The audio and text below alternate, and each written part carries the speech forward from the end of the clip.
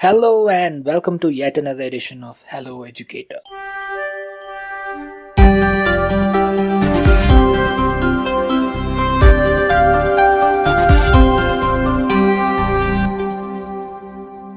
Today's episode of Hello Educator is from Mango Science Radio. Unlike the previous episodes, this is technically not a science story. Instead, it is a thought experiment from Obuli Chandran. This might involve a little bit of math, but for the ones who fear maths, it's not a big deal. You might have to concentrate a little bit more than you do for other podcasts. So here we have Obuli Chandran with his thought experiment with a piece of A4 paper.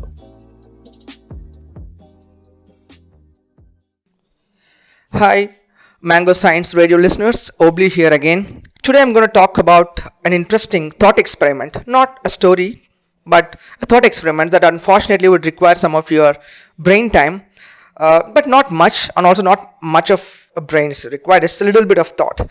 So let's do it. So imagine we have a thin paper, a A4 sheet, a typical A4 paper, which a typical thickness is 1/10 of a millimeter. It might be more or less, a little bit more or less, but nevertheless, imagine a thin paper. So imagine I'm going to fold it once. So if I fold it into half, the thickness of the paper will increase a little bit. So now I'm going to do it multiple times. So how many number of times I'm going to tell you. So each time I tell you a stop at a number, you have to imagine what would be the thickness of the paper.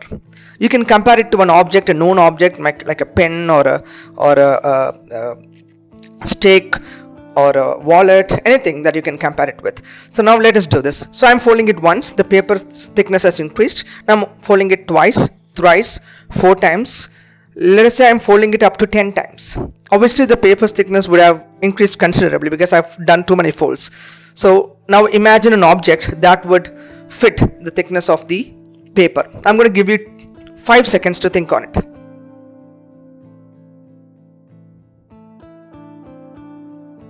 Okay, now let us proceed further. So now I'm folding it 11 times, 12 times. I keep folding it. Though in reality you cannot fold it beyond a point. Let us assume I have all the energy that I need to keep folding it. So let us assume I'm folding it. I'm quickly fold it up to 42 times. So I folded the paper 42 times. So now the thickness of the paper would have considerably increased again. Now I want you to think of an object that can fit the thickness of this paper when it is folded 42 times. I'm going to give you 5 seconds again to think on it.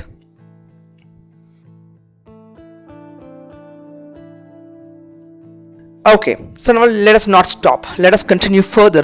So let us say I have all the energy that I need in the universe to keep folding it again and again till I reached 103 times, 103 times. Okay, so now again the thickness would have still more increased, considerably increased. So now I want you to think of an object that could fit this thickness when the paper is folded 103 times. I'll give you another 5 seconds before I tell the answer.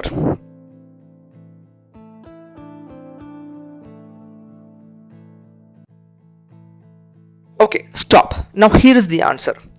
When you folded it about 10 times, you would have reached about 10 centimeters in thickness, and when you folded it about 42 times, the thickness of the paper would be the distance between Earth and the Moon. The thickness, that is to say, the thickness of the paper would be 4,39,000 kilometers nearly.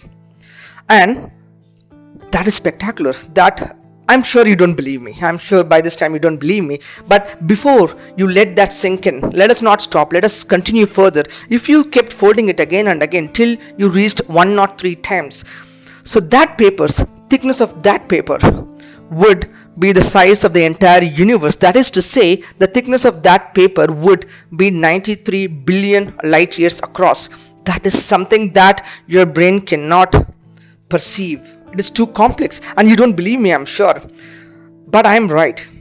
Mathematically, I am right. If you can do it physically too, you would be right as well. But again, there are limitations in doing so because the size of the paper matters and how much energy you have matters. But in principle, mathematically, if you continue to do that, you will reach the size of the universe. If you have folded your A4 size paper or a much bigger paper 103 times. So what is this? Something that our brains cannot process. This is what we call as exponential growth. And today I'm talking about exponential growth because the situation that we are in, the pandemic that has affected us today, the virus spreads exponentially. So I want to draw your attention to what you mean by exponential growth. So let us compare this situation, that one that I gave you with folding the paper, to the spread of virus. So let us say I have one infected person to begin with on day 1. Let us say I have one infected person to begin with on day 1. Okay, let us say he is able to infect one more person. So he's that is to say, before he is found and quarantined, he is able to infect one more person. He is not able to infect more because people are able to identify him before he infects the second person. So let's say on an average, let's say one person infects one more person. So on day 1, let's say to begin with, let's say I have one infected person. So he'll infect another person. So on day 1, the number of new cases on day 1 would be 1. So the first guy is quarantined. The second guy is not found on day 1. So on second day, that guy infects another person. So now the new number of cases on day 2 is again 1. So the number of new cases on day 1 is 1 because the first guy is infected another person and he's been quarantined. The second person roams free. On second day he infects another person and that person who is infected the other person has been quarantined. So every day one person infects another person. So the number of new cases on day 2 would be 1. Number of new cases on day 3 would be 1. The number of new cases on day 4 would be 1. So every day the number of cases increases by 1. On 10th day, again, one new case would be reported on day 10. So on day 1, one case 1 is reported. On day 2, another case is reported. So the total number of cases, if you see, reporting one case per day, total number of cases on day 10 till day 10 would be 10. That's all, because every person infects one more person. Now let us flip the situation. Let us keep it. Just understand this is the power of exponents. Let us say on an average, one person is able to infect 2 persons before he is found and quarantined. So on day 1, let's say there is one infected person and he infects 2 more people. So the number of new cases on day 1 would be 2.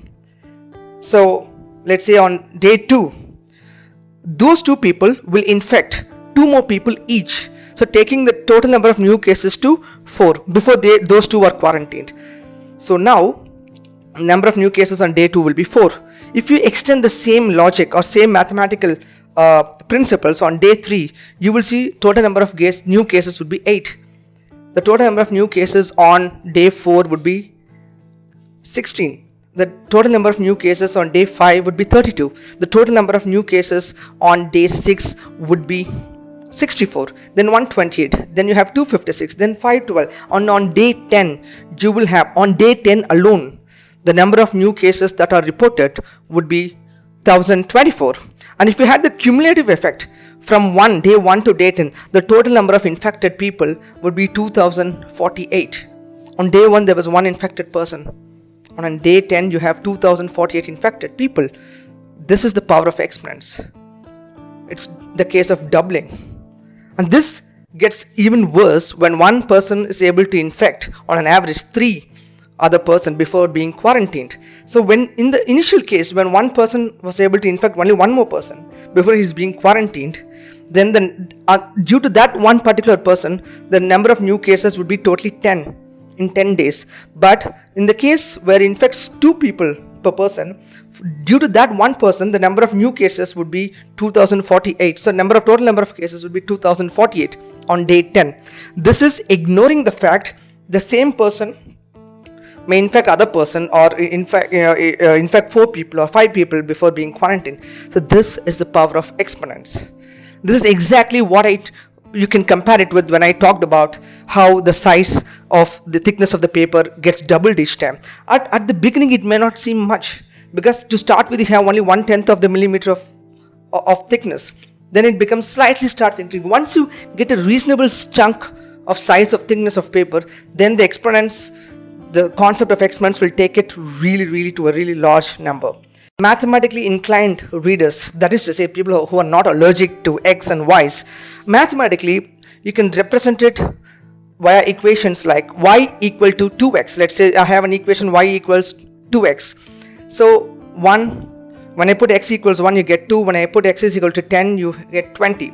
So that is a linear growth. But if I have y equal to 2 raised to the power x, then that is an exponential function. When I put x equals 1 I have 2, when I put x equals 2 you have 4, when I put x equals 3 you have 8, x equals, let's say I put 10, 2 to the power 10, then I get 1024. So that y equals 2x is linear and y is equal to 2 power x is exponential. So that is all I have to share today. So let us appreciate the power of exponents, literally the power of exponents, as we spend the quarantine days. So I'll catch you up again soon again with another interesting piece of information. Thank you. Bye.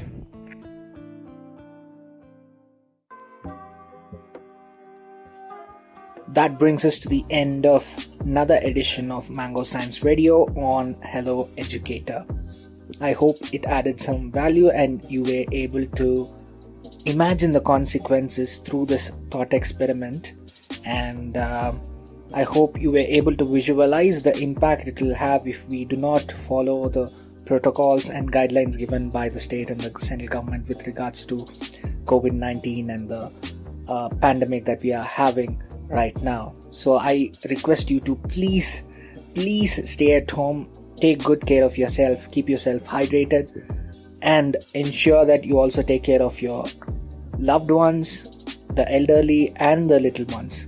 This is Asif signing off. I will catch you in the next edition of Hello Educator.